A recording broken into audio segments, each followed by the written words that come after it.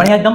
तो बेटा आज हम लोग करने जा रहे हैं फिजिक्स में मैथमेटिकल टूल्स। ठीक है, फिजिक्स में जितना भी मैथ यूज होता है वो सारा सब कुछ आज कवर होगा, क्योंकि नीट के बच्चों के लिए वो बायो से हो जाते हैं तो उनको मैथ में काफी दिक्कत हो जाती है, स्पेशली फिजिक्स में। ठीक है, तो इस चीज को दिमाग में रखते हुए आज का वीडियो मैं बना रहा हूँ, और इसमें मेरी पूरी कोशिश है कि जितना कुछ भी मैथ यूज होता है फिजिक्स में वो सब कुछ मैं एक ही वीडियो में कवर कर दूं। तो देखो आज के वीडियो में क्या क्या कवर होगा, पूरा vectors, differential calculus, integral calculus, और इंटीग्रल कैलकुलस में भी इनडेफिनिट इंटीग्रेशन और डेफिनेट इंटीग्रेशन, दो तरीके के इंटीग्रेशन कवर होंगे, और ट्रिग्नोमेट्री कवर होगी। तो हो सकता है वीडियो थोड़ा सा लंबा हो जाए, लेकिन हाँ ये पूरा का पूरा मैथमेटिकल टूल जो है वो कवर हो जाएगा आज के लेक्चर में। ठीक है, तो चलो सबसे पहले हम लोग शुरू करते हैं वेक्टर्स से। वेक्टर्स क्या होता है? तो सर वेक्टर वो होता है जिसमें मैग्नीट्यूड और डायरेक्शन दोनों, उस क्वांटिटी को हम वेक्टर कहते हैं।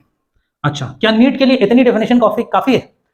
बोर्ड्स नहीं है यार, नीट है। ठीक है, तो वेक्टर में मैग्नीट्यूड और डायरेक्शन दोनों होता है, ठीक है, लेकिन सिर्फ यही इंफॉर्मेशन काफी नहीं है। वेक्टर में मैग्नीट्यूड डायरेक्शन के साथ साथ वो क्वांटिटी लॉ ऑफ ट्राइंगल और law of parallelogram, addition of vector होता है ना, लॉ ऑफ ट्राइंगल और लॉ ऑफ पैरेललोग्राम, वो दोनों भी फॉलो करना चाहिए। इसका मतलब वेक्टर क्या होता है? जिसमें मैग्नीट्यूड हो प्लस डायरेक्शन हो, एक कंडीशन।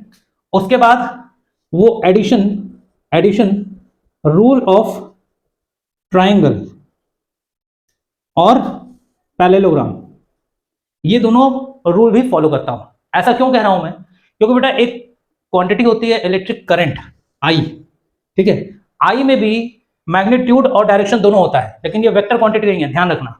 ठीक है, आप नीट देने जा रहे हो तो आप 12th फिजिक्स पढ़ चुके होगे, इलेक्ट्रिसिटी पढ़ चुके होगे। ठीक है, तो एक बात ये बताओ कि अगर एक ब्रांच ये है, एक ब्रांच ये है, एक ब्रांच ये है, यहां ऐसे 2 एम्पियर की करंट आ रही, इस ब्रांच में 3 एम्पियर की करंट निकल जा रही, और इस ब्रांच में 1 एम्पियर की करंट आ रही, 1 एम्पियर की, 1 एम्पियर, 3 एम्पियर, 2 एम्पियर। ठीक, तो अगर इस जंक्शन पर, इस नोड पर हम टोटल करंट निकालने जाएं तो हम कैसे निकालेंगे? केसीएल क्या कहता है? Kirchhoff current law. According to KCL इस नोड पे आने वाली current will be equal to इस नोड से जाने वाली करंट। इस जंक्शन पे जितनी करंट आ रही है उनका सम इक्वल होगा इस जंक्शन से जाने वाले सम के। तो यहां पे 2 एम्पियर और 1 एम्पियर की करंट आ रही है, मतलब 2 + 1 ampere should be equal to 3 ampere. तो 3 ampere should be equal to 3 ampere. ठीक, तो क्या इसमें हम लोगों ने कोई वेक्टर लॉ लगाया? दो करंट को ऐड करने के लिए हम लोगों ने कोई वेक्टर का लॉ लगाया क्या? कोई एंगल वगैरह देखा क्या कि ये हॉरिजॉन्टल से कितने एंगल थीटा पे है, क्या है, ऐसा कुछ हम लोगों ने देखा? नहीं, सिंपली हम लोगों ने इसके मैग्नीट्यूड को ऐड कर दिया। ठीक है, तो इसमें कोई लॉ ऑफ ट्राइंगल या लॉ ऑफ पैरेललोग्राम फॉलो नहीं हुआ। तो इसीलिए जो इलेक्ट्रिक करंट है बेटा, इसमें मैग्नीट्यूड और डायरेक्शन दोनों होता है। देखो ये करंट जा रही है तो प्लस होगी नोड पे, ये भी करंट जा रही है तो प्लस होगी, ये करंट नोड से निकल रही है तो माइनस होगी। प्लस और माइनस क्या बताता है? डायरेक्शन। ठीक, और मैग्नीट्यूड क्या है? नंबर्स। तो डायरेक्शन और मैग्नीट्यूड दोनों है, इसके बावजूद भी इलेक्ट्रिक करंट जो है वो वेक्टर क्वांटिटी नहीं होती। तो सर इलेक्ट्रिक करंट कैसी क्वांटिटी होती है? ये तीसरी तरीके की क्वांटिटी होती है जिसको हम कहते हैं टेंसर। क्या कहते हैं? टेंसर। तो बेटा ध्यान रखना, अगर जो कहीं आप एक एग्जाम में ये क्वेश्चन आ जाए कि इलेक्ट्रिक करंट क्या है और आपके एग्जाम के ऑप्शन में टेंसर ऑप्शन हो, तब तो आप टेंसर पे मारना, और अगर आप में सिर्फ स्केलर और वेक्टर दिया हो तो नन ऑफ द अबव पे मार देना, क्योंकि ये ना तो स्केलर होती है ना तो ये वेक्टर होती है, ये टेंसर क्वांटिटी होती है। अब टेंसर क्वांटिटी अगर आपके ऑप्शन में दिया है तब तो वेल एंड गुड, और अगर नहीं दिया है तो आप नन ऑफ द अबव पे मारना। वेक्टर पे अगर आपने ऑप्शन क्लिक किया तो आपका क्वेश्चन गलत हो जाएगा। ठीक है, तो दिमाग में बैठा के रखना क्या कि वेक्टर है क्या? वेक्टर में मैग्नीट्यूड, डायरेक्शन और लॉ ऑफ ट्राइंगल या law of parallelogram follow up होना चाहिए। चलो ये तो इंट्रोडक्शन हुआ आपका वेक्टर का।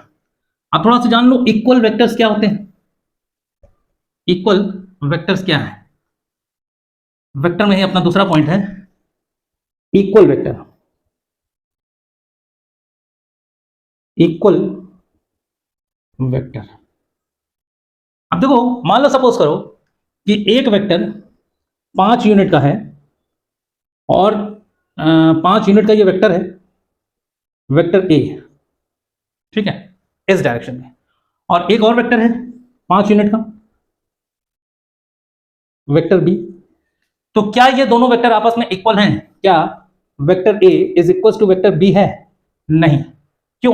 क्योंकि वेक्टर बी की डायरेक्शन कुछ और है, वेक्टर ए की डायरेक्शन कुछ और है। अगर वेक्टर ए और वेक्टर बी को आपस में इक्वल होना है तो इनका magnitude as well as direction दोनों इक्वल होनी चाहिए। मतलब 5 यूनिट और 5 यूनिट, ये मैग्नीट्यूड तो इनका इक्वल है, लेकिन इसकी डायरेक्शन कुछ और है, ये किसी एक एंगल थीटा पे जा रहा है और ये हॉरिजॉन्टली जा रहा है, तो इन दोनों की डायरेक्शन अलग होने की वजह से ये दोनों इक्वल नहीं है। हाँ, यहीं पे अगर हम ये कह दें कि अगर ये एंगल थीटा है और यहीं पे कोई और वेक्टर है, वेक्टर सी, जिसका मैग्नीट्यूड 5 यूनिट है और ये भी एंगल थीटा बना रहा है, तो हम कहेंगे vector A is not equal to vector B but is equal to vector C. Vector C के इक्वल है, ठीक है। तो इक्वल वेक्टर में क्या है, magnitude as well as direction भी इक्वल होनी चाहिए, ठीक। अच्छा, इक्वल वेक्टर आ गया। अब इसके बाद हम लोग बात कर लेते हैं रेजोल्यूशन ऑफ वेक्टर। तुम लोगों को ये बड़ी दिक्कत होती है कि कौन सा कंपोनेंट, अगर कोई ये u वेलोसिटी का कंपोनेंट है वेक्टर का, कोई वेलोसिटी है v और उसका हमें कंपोनेंट लेना है, तो ये u cos थीटा होगा या ये u cos थीटा होगा, ये u sin थीटा होगा या ये u sin थीटा होगा। इसमें आप लोग बड़ी गलती करते हो। तो सुनो, देखो कंपोनेंट कैसे लेते हैं,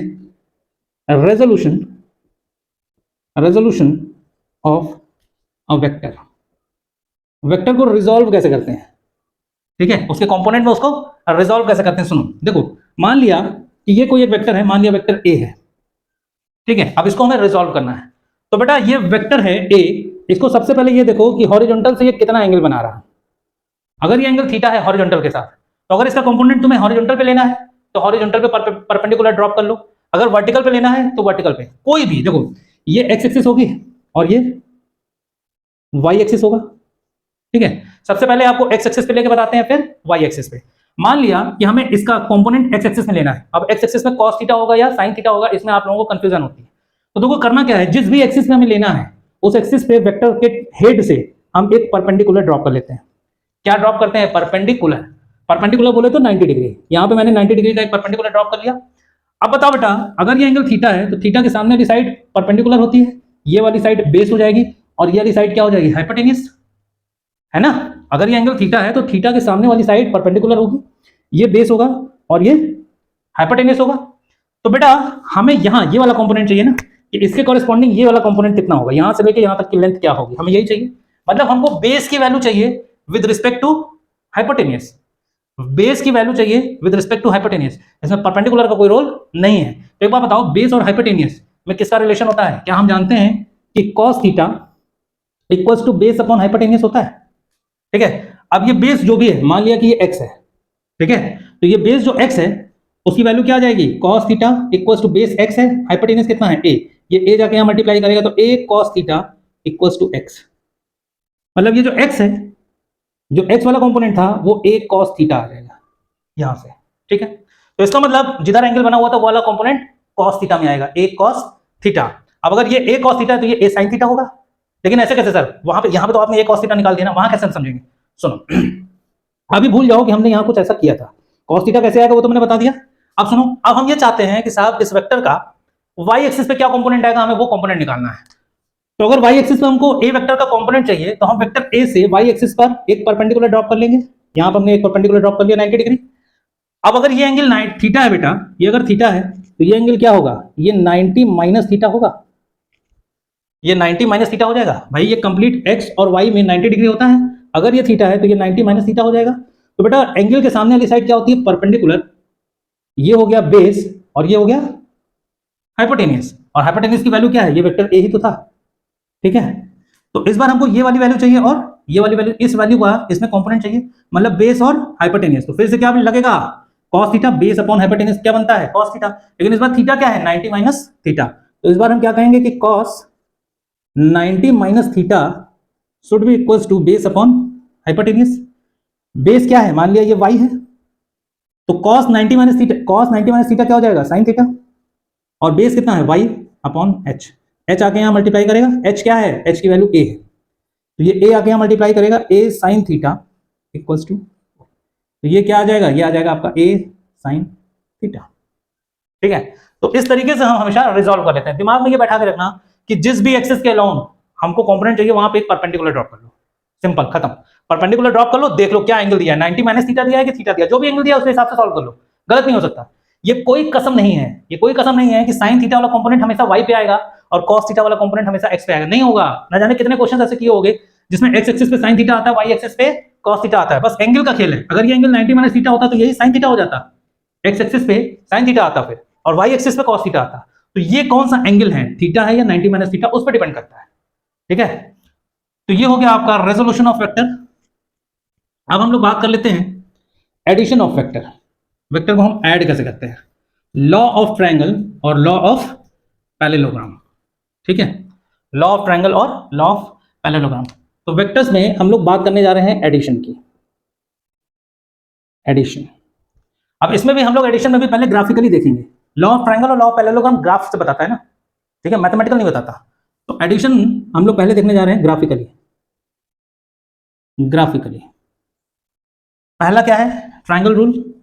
पहला है आपका ट्रायंगल रूल।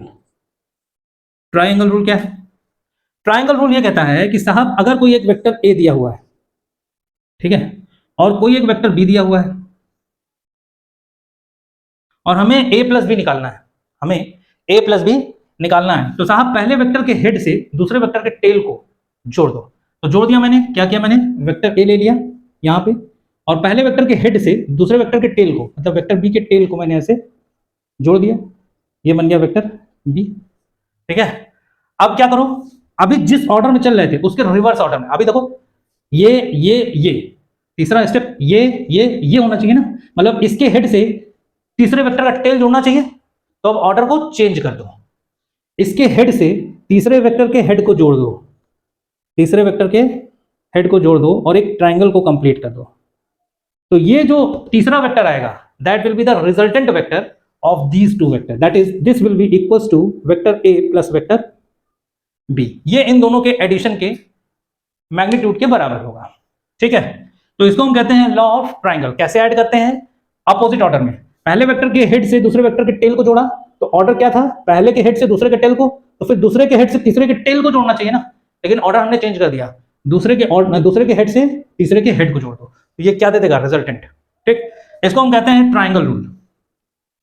अब पैरेललोग्राम रूल क्या कहता है, सुनो, ग्राफिकली चल रहा है भाई, ये ध्यान रखना, एडिशन ऑफ वेक्टर्स ग्राफिकली चल रहा है अभी। दूसरा है अपना पैरेललोग्राम रूल। इसमें क्या कहता है भाई, इसमें वही चीज, अगर वेक्टर ए ऐसे दिया हुआ है और ये आपका वेक्टर बी दिया हुआ है, तो यहां पे पहले के हेड से दूसरे के टेल को जोड़ा गया था। पैरेललोग्राम में क्या करते हैं, दोनों वेक्टर के टेल को जोड़ दो। पहला वेक्टर ये दिया हुआ है, ये है वेक्टर ए, दूसरा वेक्टर ये है, तो दूसरे वेक्टर के टेल को पहले वेक्टर के टेल से जोड़ो, ये वेक्टर बी हो जाएगा। ठीक है, अब एक इमेजिनरी पैरेललोग्राम आप कंप्लीट कर लो, तो ये आपका एक इमेजिनरी पैरेललोग्राम कंप्लीट हो गया। और इसका जो डायगोनल होगा बेटा, ये जो डायगोनल होगा ये आपको देगा vector A plus vector B. ठीक है, ये आपको देगा vector A plus vector B. तो ये लॉ ऑफ पैरेललोग्राम होता है, ये ग्राफिकली हुआ। अब हम लोग जरा मैथमेटिकली देख लेते हैं, एनालिटिकल मेथड जो आप पढ़ते हो ना, under root a square plus b square plus 2ab cos theta, वो कैसे आया, कहां से आया। तो ग्राफिकली तो हो गया, अब एडिशन देख लेते हैं मैथमेटिकली। मैथमेटिकली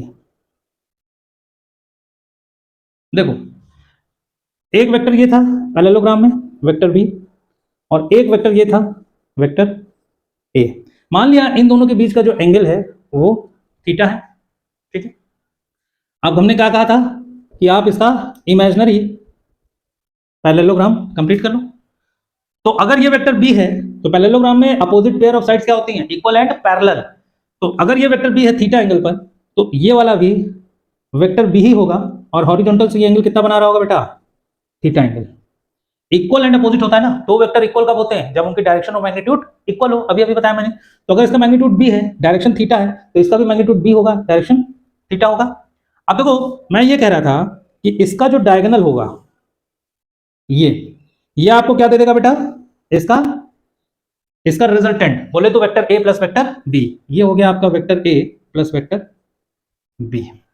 ठीक, अब देखो, ये पॉइंट मान लिया मैंने कैपिटल ए है, ये पॉइंट मैंने मान लिया कैपिटल बी है, और इस पॉइंट को मैंने मान लिया सी है, ये मान लिया डी है।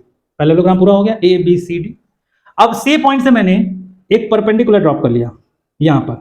ठीक है, और मान लिया ये जो पॉइंट है ये पॉइंट ई है।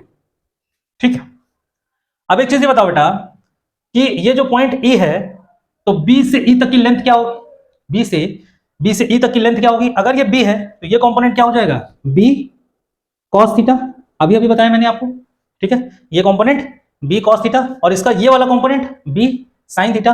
बोले तो इसका एक कंपोनेंट इधर आएगा और एक कंपोनेंट इधर इस तरफ, ऐसे ये बी साइन थीटा होगा, तो ये बी साइन थीटा है तो क्या ये भी बी साइन थीटा होगा, मतलब ये वाली लेंथ क्या ये बी साइन थीटा होगी, ये बी साइन थीटा हो गया और ये बी कॉस थीटा हो गया, ठीक है। अब देखो ट्राइंगल ए ई सी में, इस वाले ट्राइंगल में ये ए ई सी, ये एक राइट एंगल ट्राइंगल दिख रहा है, अगर ये राइट एंगल ट्राइंगल दिख रहा है तो इसमें पाइथागोरस थ्योरम एप्लीकेबल होगा। पाइथागोरस थ्योरम क्या कहता है भैया कि हाइपोटेन्यूज का square will be equals to perpendicular का स्क्वायर प्लस बेस का स्क्वायर, मतलब एसी का स्क्वायर, एसी का square will be equals to CE का स्क्वायर, सीई का स्क्वायर प्लस एई का स्क्वायर, एई का स्क्वायर, ये पाइथागोरस थ्योरम कहेगा।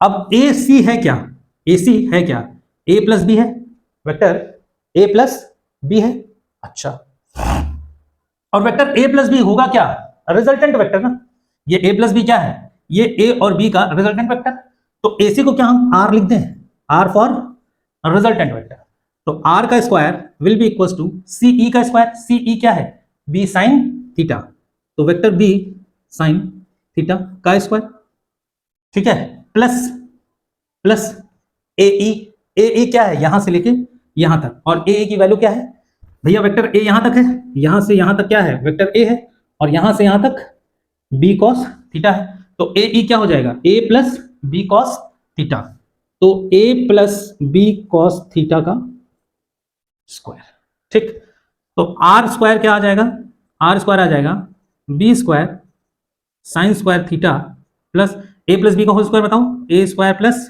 बी स्क्वायर प्लस 2ab,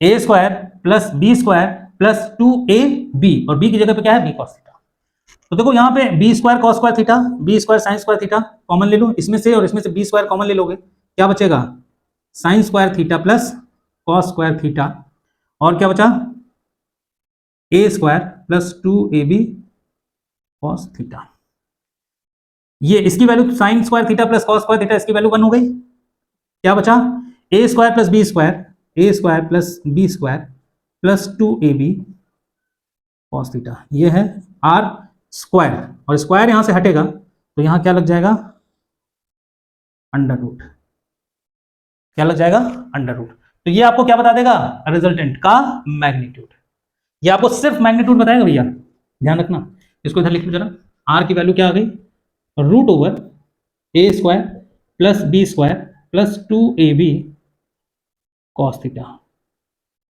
ये मैग्नीट्यूड आ गया, क्या है ये, सिर्फ और सिर्फ मैग्नीट्यूड, अभी हमको डायरेक्शन नहीं पता। अच्छा ये दिख रहा है कैमरे में, एक मिनट, दिख रहा है, ठीक है, तो बेटा ये क्या बताएगा आपको, मैग्नीट्यूड, मैग्नीट्यूड तो आ गया, अब डायरेक्शन क्या है इस रिजल्टेंट की, ए प्लस बी, ये क्या है, रिजल्टेंट ही तो है, अब इसकी डायरेक्शन क्या होगी, तो मान लिया ये वेक्टर ए से, मान लिया ये वेक्टर ए से अल्फा एंगल बना रहा है, एंगल ही तो डायरेक्शन बताता है ना यार, थीटा तो वेक्टर बी बना रहा था, ये जो रिजल्टेंट है ये इस वेक्टर ए से अल्फा एंगल बना रहा, ये ठीक है, तो अब ये अल्फा निकाल लेंगे तो हमारी डायरेक्शन मिल जाएगी।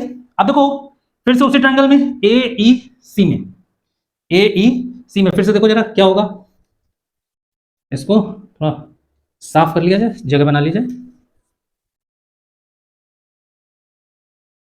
देखो ट्रायंगल ए ई सी में अगर ये अल्फा है तो tan अल्फा क्या हो जाएगा, perpendicular upon base, tan alpha equals to perpendicular upon base, तो ये अल्फा जो होगा वही तो डायरेक्शन होगा, मतलब tan अल्फा हमें क्या दे देगा, डायरेक्शन, तो यहां से tan अल्फा अगर हम निकालने जाएं tan अल्फा तो वो क्या होगा, सीई अपॉन ए ई, तो यहां से हमको tan अल्फा क्या मिलेगा भैया, b sine theta, b sine theta upon a plus b cos theta, तो ये हमें क्या मिल गई, डायरेक्शन, ये हमें मिल गई डायरेक्शन, और वो हमें मिल गया मैग्नीट्यूड, तो दो वेक्टर का एडिशन जो रिजल्टेंट वेक्टर आएगा वो भी तो वेक्टर ही होगा जिसमें मैग्नीट्यूड और डायरेक्शन दोनों होगा, ठीक, तो ये एडिशन हो गया।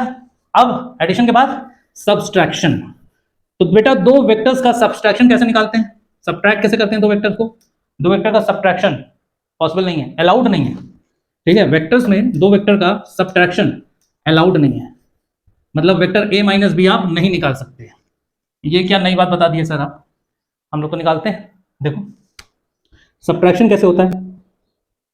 सब्ट्रैक्शन एक्चुअली सब्ट्रैक्शन ही आप एडिशन ही करते हो। जैसे फिर से वही बात कर लो, अगर ये वेक्टर a है और ये वेक्टर b है, आपको vector a minus vector b इस बार आपको निकालना है a माइनस b, ठीक है। तो आप करते क्या हो, a माइनस बी तो अलाउड ही नहीं, निकाल ही नहीं सकते, पॉसिबल ही नहीं है, दो वेक्टर का सब्ट्रैक्शन पॉसिबल नहीं है। तो आप करते क्या हो, इसमें थोड़ा दिमाग लगा लेते हो, vector a plus minus of vector b, ठीक है। हमने किया क्या, ए वेक्टर और माइनस बी वेक्टर को ऐड कर दिया, एडिशन तो पॉसिबल है, सब्ट्रैक्शन पॉसिबल नहीं है। तो हमने जो वेक्टर बी था उसकी डायरेक्शन को बदल दिया, तो वो क्या बन गया, माइनस बी। जैसे ये वेक्टर बी था, अब इतना ही इक्वल एंड अपोजिट, मतलब इस डायरेक्शन में ये माइनस बी वेक्टर होगा। देखो यहां से ये शुरू हुआ, यहां से ये, जितना बड़ा ये था इस डायरेक्शन में उतना ही बड़ा ये है, लेकिन इसके just 180 opposite.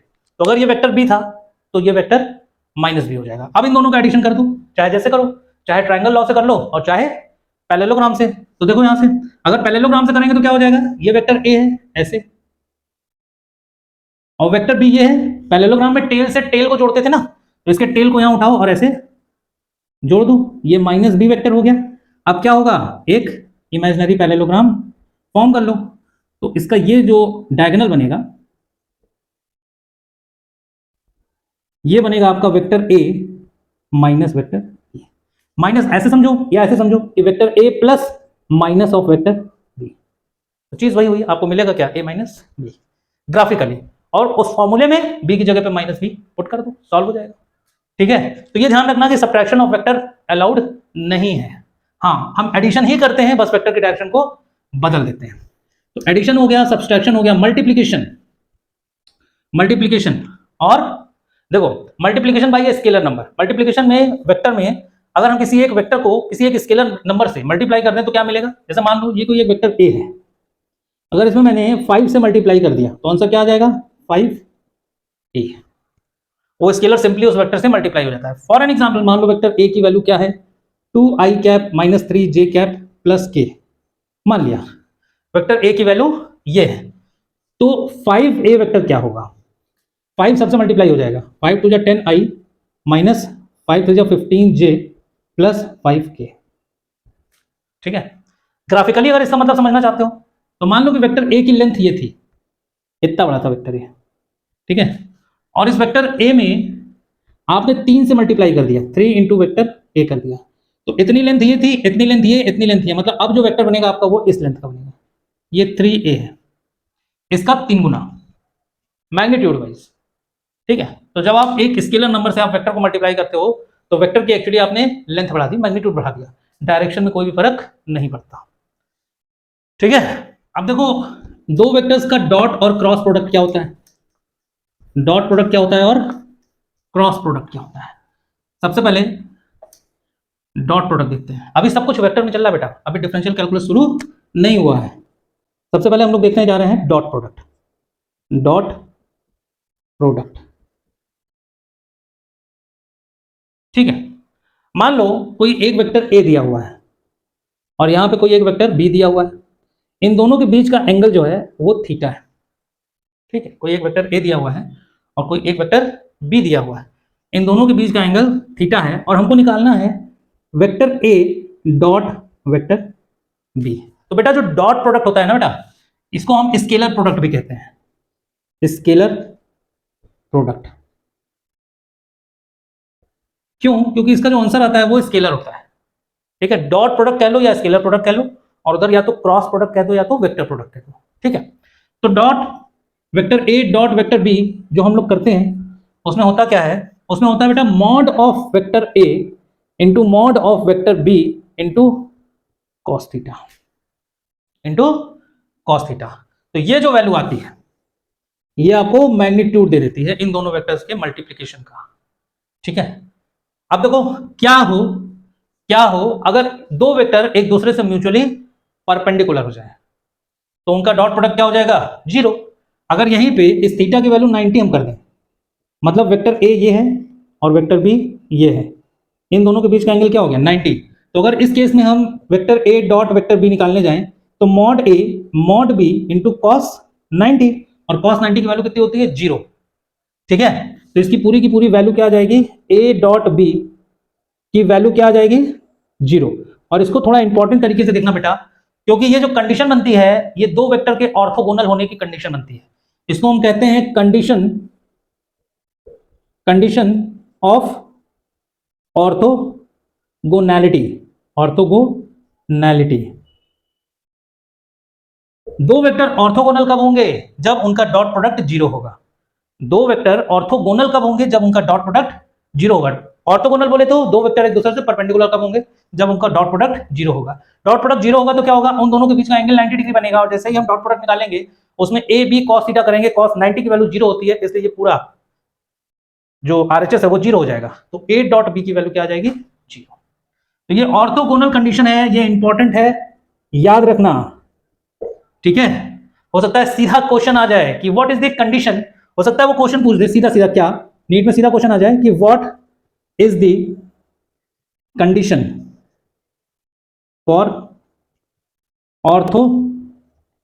Orthogonality. A option vector A cross vector B equals 0, B option vector A dot vector B equals 0, C option vector A cross vector B equals minus B cross vector A, D option vector A dot B equals B dot A. ये दिख रहा है यहां तक कैमरे में? हाँ दिख रहा है यार, ये थोड़ा नीचे में जाता हूँ ना बोर्ड पे तो मुझे लगता है कि शायद ये दिख ना रहा हो। चलो ये दिख रहा है। तो भैया अगर ये क्वेश्चन आ गया आपका नीट में तो आप आंख बंद करके ऑर्थोगोनैलिटी की कंडीशन क्या मार दोगे, ये मार दोगे, A dot B equals to 0। ये क्या है, कंडीशन ऑफ ऑर्थोगोनैलिटी। ठीक है, चलो ये हो गया।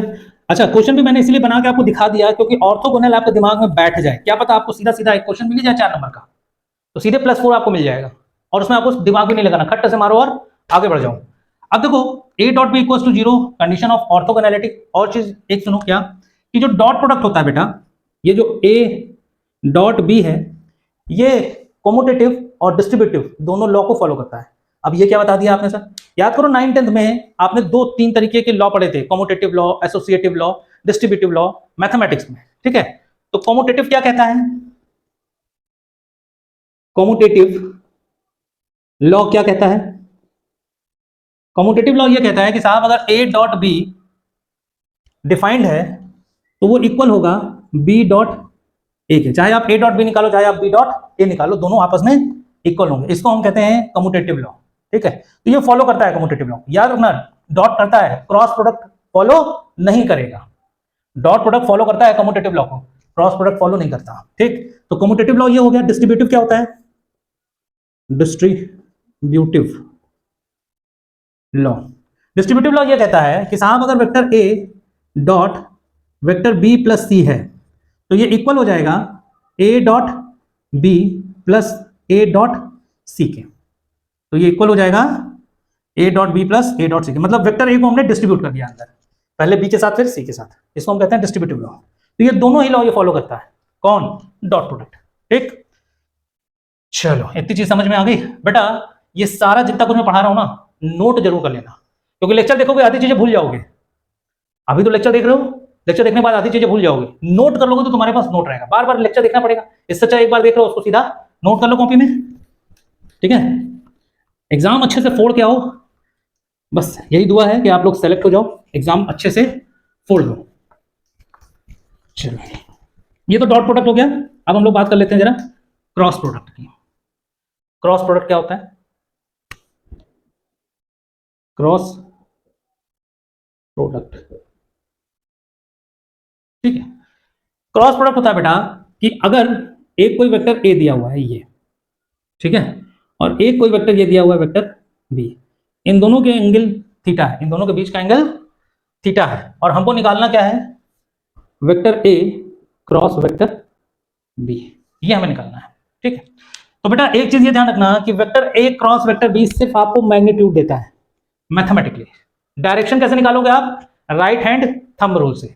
डायरेक्शन कैसे निकालोगे आप? राइट हैंड थंब रूल से। आपको क्या निकालना है? ए क्रॉस बी ना। तो अपने राइट हैंड को उस डायरेक्शन में स्ट्रेच करो जिस डायरेक्शन में वेक्टर ए है, मतलब राइट हैंड के फिंगर्स को। तो इस डायरेक्शन में ए है, ऐसे कर्ल किया, स्ट्रेच किया। अब उंगलियों को उस तरफ कर्ल करो जिस तरफ आपको क्रॉस प्रोडक्ट निकालना है। तो ए क्रॉस बी निकालना है, ए क्रॉस बी। थंब आपकी डायरेक्शन जो बताएगा वो डायरेक्शन क्या होगा? इसके रिजल्टेंट वेक्टर का। मैंने क्या बताया आपको कि जो क्रॉस प्रोडक्ट होता है बेटा, वो वेक्टर प्रोडक्ट भी हम जानते हैं। डॉट को हम लोग क्या जानते थे? Scalar product. क्रॉस को हम लोग क्या जानते हैं? Vector product. तो भैया अगर ये वेक्टर प्रोडक्ट है तो डायरेक्शन भी तो होगी। ये तो सिर्फ मैग्नीट्यूड बताएगा। ये क्या बताएगा? A cross b mod of a mod of b into sine theta. ये आपको क्या बता रहा है? सिर्फ और सिर्फ मैग्नीट्यूड। डायरेक्शन कैसे निकालोगे? ए क्रॉस बी निकालना है, ए की डायरेक्शन में उंगलियों को कर्ल किया, और थंब क्या बताएगा? Direction of resultant vector. कौन सा? ए क्रॉस बी का रिजल्टेंट। ठीक है, तो ये आपको क्या बताता है? सिर्फ और सिर्फ मैग्नीट्यूड। डायरेक्शन कैसे निकालोगे? डायरेक्शन के लिए यूज करो, use right hand thumb rule. ठीक है, तो ये हो गया आपका राइट हैंड थंब रूल से डायरेक्शन, और इस फॉर्मूले से हो गया मैग्नीट्यूड। बेटा मॉड का मतलब क्या होता है? मॉड का मतलब मैग्नीट्यूड, मतलब ए क्रॉस बी सिर्फ आपको मैग्नीट्यूड बता रहा है, ये वाला फॉर्मूला। डायरेक्शन के लिए आपको राइट हैंड यूज करना ही पड़ेगा। ठीक है, अब देखो ये तो फॉर्मूला हो गया। अब अगर वेक्टर फॉर्म में, मतलब कंपोनेंट के फॉर्म में अगर आपको दो वेक्टर्स दिए हों, तो आप उनका क्रॉस प्रोडक्ट और डॉट प्रोडक्ट कैसे निकालोगे? दोनों क्रॉस और डॉट दोनों का मैंने फॉर्मूला तो बता दिया आपको, लेकिन अगर कंपोनेंट के फॉर्म में वेक्टर्स दिए हैं तो आप कैसे निकालोगे? पता है? चलो देखते हैं जरा। मान लो सपोज करो आपको कोई एक वेक्टर दिया हुआ है ए 2i cap -3j cap plus k cap, मान लिया, सपोज कर लिया। ठीक है, और हमें एक वेक्टर दिया हुआ है vector b is equal to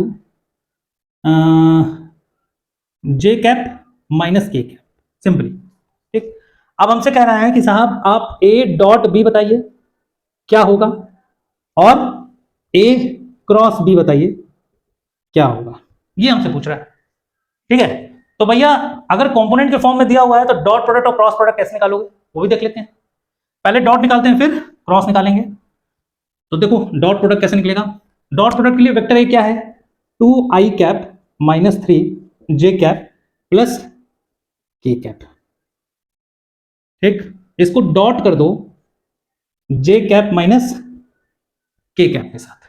ठीक है, वेक्टर ए ये था, वेक्टर बी ये है, इन दोनों का हमने डॉट प्रोडक्ट कर दिया।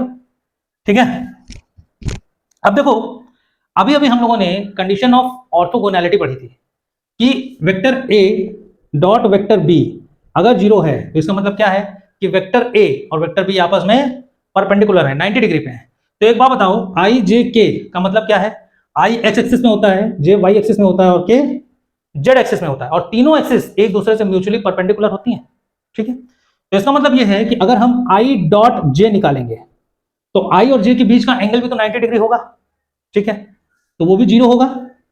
ठीक, अगर हम जे डॉट के निकालेंगे, जे डॉट के निकालेंगे, वो भी जीरो होगा, क्योंकि जे और के, जे वाई एक्सिस पे होगा और के जेड एक्सिस पे, दोनों परपेंडिकुलर, तो इसकी वैल्यू भी 90। और अगर हम के डॉट आई निकालें, के डॉट आई कह लो या आई डॉट के कह लो, क्यों? क्योंकि ये कम्यूटेटिव होता है बेटा, डॉट प्रोडक्ट कम्यूटेटिव होता है, तो के डॉट आई कहो चाहे आई डॉट के कहो, बात एक ही है, इसकी वैल्यू भी जीरो होगी।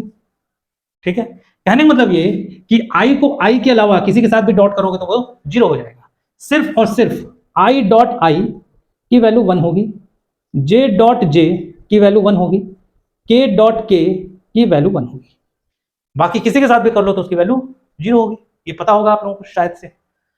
तो सिंपली उठाओ, आई को आई से करो, इधर कोई आई का टर्म है नहीं है, तो आई वाला टर्म खत्म, जीरो।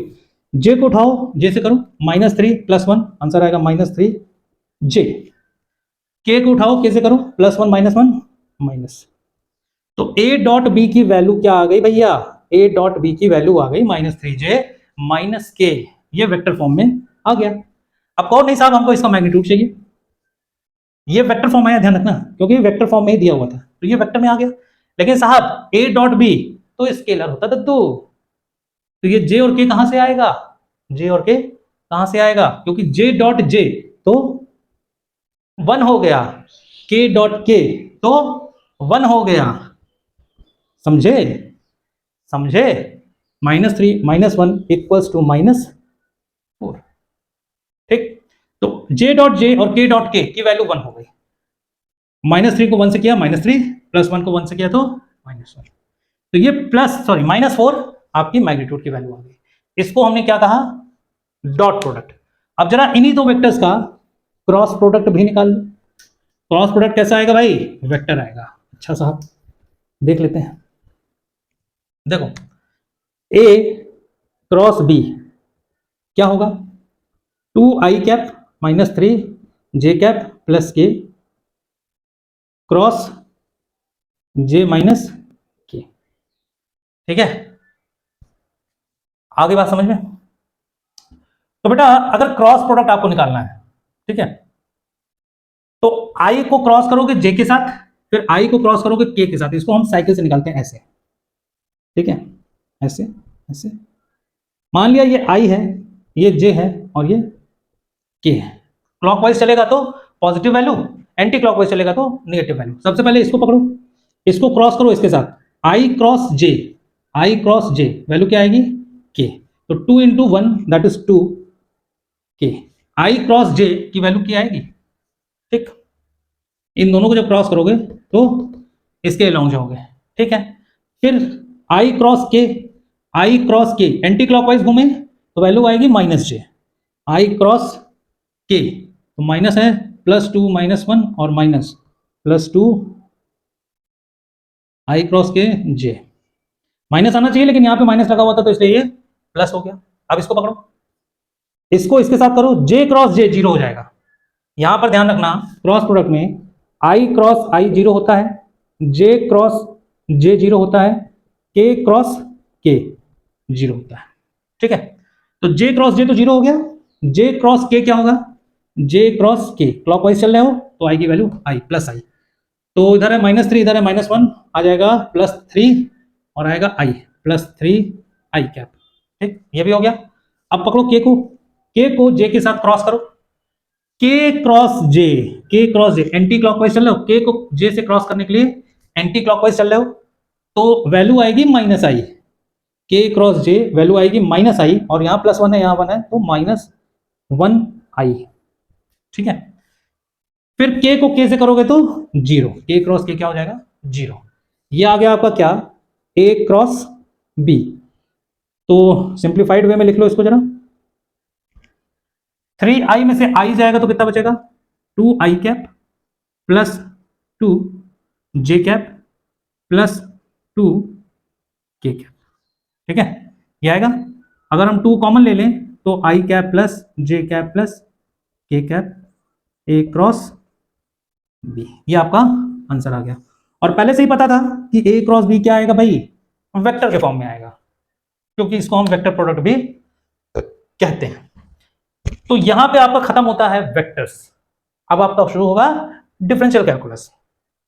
तो बेटा ऑलरेडी जो वीडियो है काफी बड़ा हो चुका है तो इसलिए इसका पार्ट 2 मैं तुरंत बना के अभी अपलोड कर दूंगा, तो आप लोग पार्ट 2 भी कंटिन्यूअस देख लेना, तो आपका डिफरेंशियल, इंटीग्रल और ट्रिग्नोमेट्री सब कुछ कंप्लीट हो जाएगा। एक ही वीडियो बहुत बड़ा हो जाएगा तो मजा नहीं आएगा फिर, ठीक है। तो मिलते हैं नेक्स्ट वीडियो में जिसमें हम लोग करेंगे डिफरेंशियल कैलकुलस और इंटीग्रल कैलकुलस और ट्रिग्नोमेट्री। तो तब तक पढ़ाई करते रहिए और खुश रहिए।